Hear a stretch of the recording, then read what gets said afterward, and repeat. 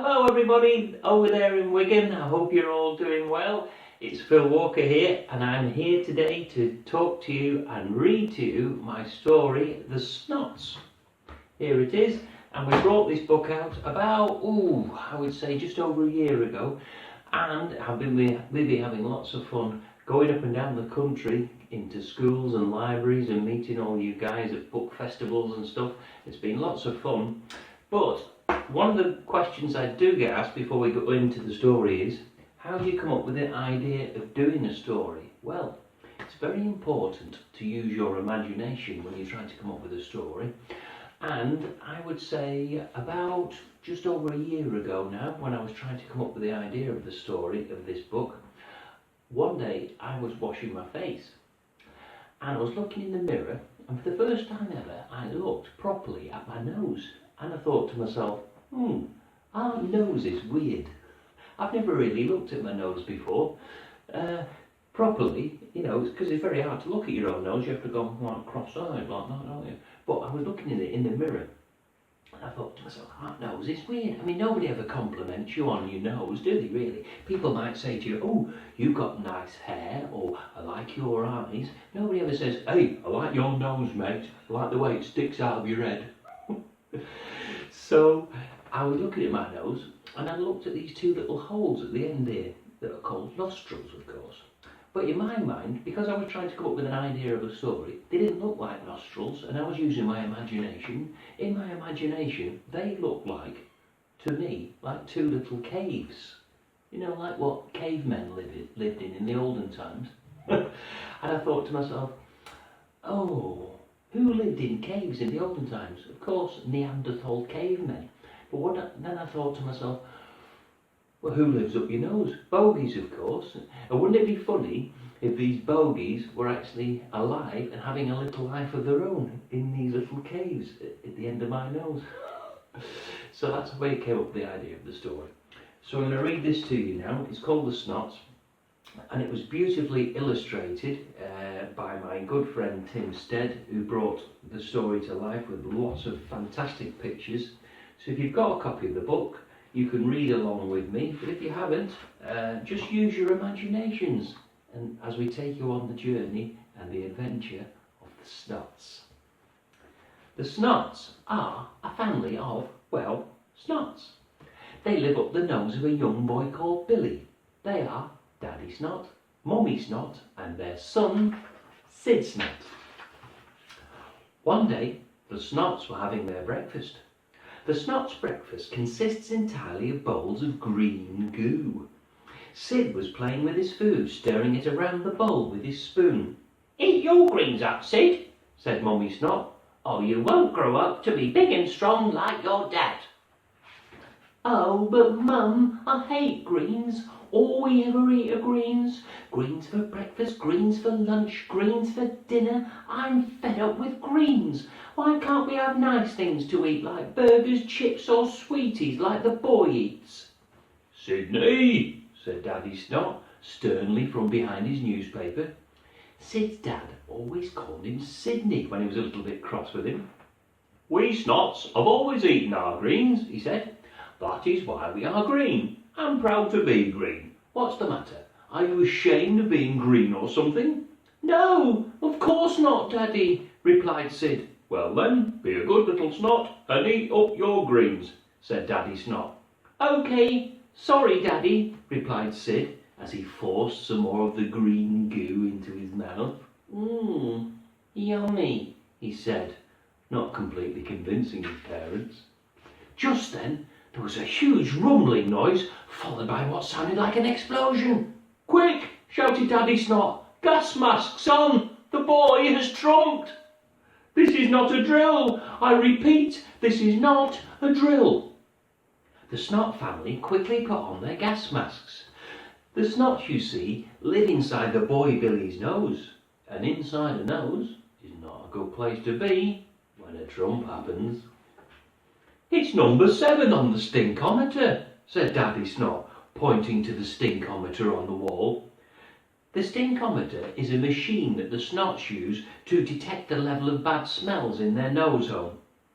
It should take about 5 minutes to clear, said Daddy Snot. 5 minutes later, Daddy Snot said, "OK everyone, the smell level is back to 0. It's safe to take your masks off now." "Phew! That was a close one," said Sid, taking off his mask. "It certainly was," said Daddy Snot. "Now then, much as I would love to hang around chatting with you two, I really must be off to work at the bogey mines. I mean, those bogies won't pick themselves, you know, so I'll see you two later." Daddy Snot then kissed them both and picked up his briefcase. Just then, without any warning, the Snots found themselves in complete darkness. "Oh dear," said Mummy Snot. "Whatever has happened now?" "Don't panic," said Daddy Snot. "I'm sure there is a perfectly reasonable explanation." "It can't be night time already," said Sid. "We've only just woken up." "Is it me, or has it suddenly got very cramped in here?" asked Mummy. Then suddenly the Snots were out of the dark and into the light. Only they were no longer in their little home. They were clinging on to what appeared to be a huge, pudgy pink finger.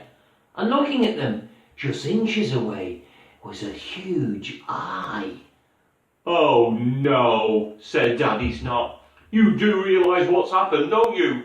"No! What?" screamed Mummy. "We've been picked," replied Daddy. "Picked for what?" asked Sid. But before his dad could answer him, the finger that they were clinging onto was now heading towards what looked to Sid like a huge cave full of jagged white rocks. Behind the rocks was a giant pink spongy looking thing.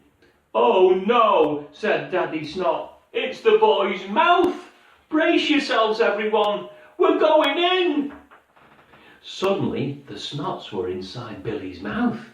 It was really wet and slippery inside the mouth, and the Snots found themselves swimming for the first time in their lives. But this wasn't water they were swimming in. "Eh, what's all this wet, sticky stuff?" asked Sid. "It's called saliva," shouted Daddy. "The mouth is full of it." Sid spotted something on the other side of the mouth. "Quick everyone," he shouted, "swim over there and climb onto that." Sid pointed to what looked like a huge sweet. They all swam over to it and they climbed up.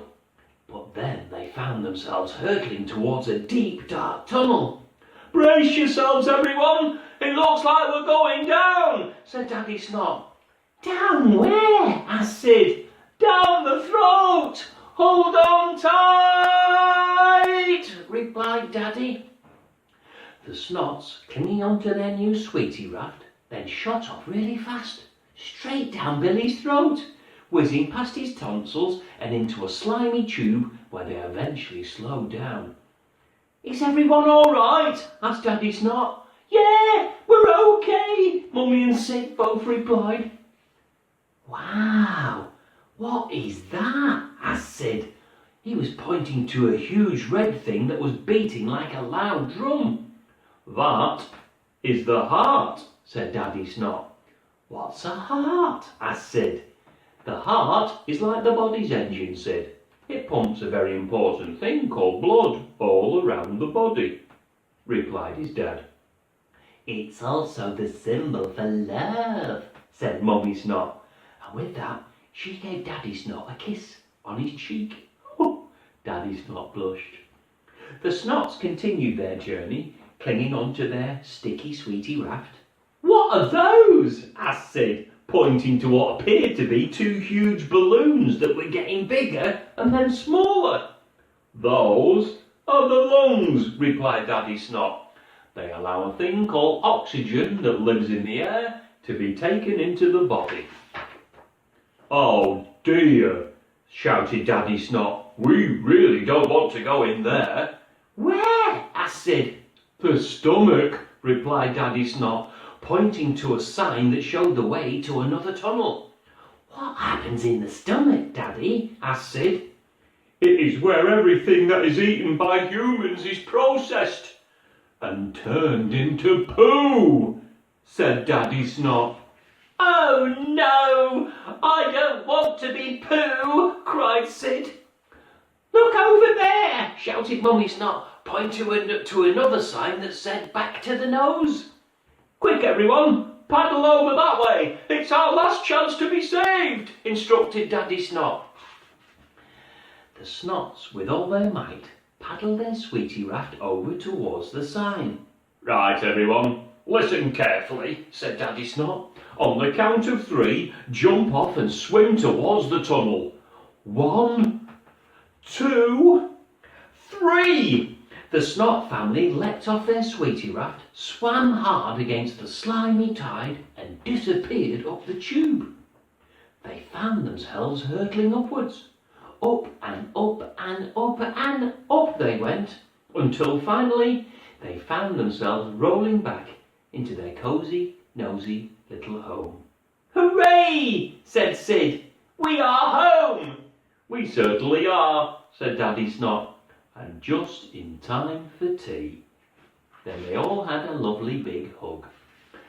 And the moral of the story is, try your very best to do what your mummy and daddy say, and always eat your greens. The end.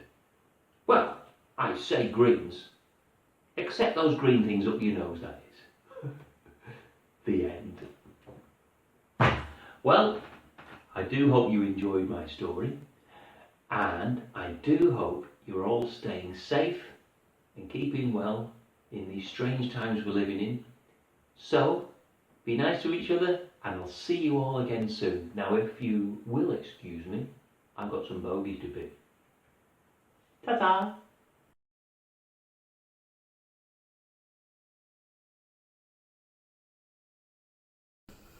To donate, visit www.theoldcourts.com/donate.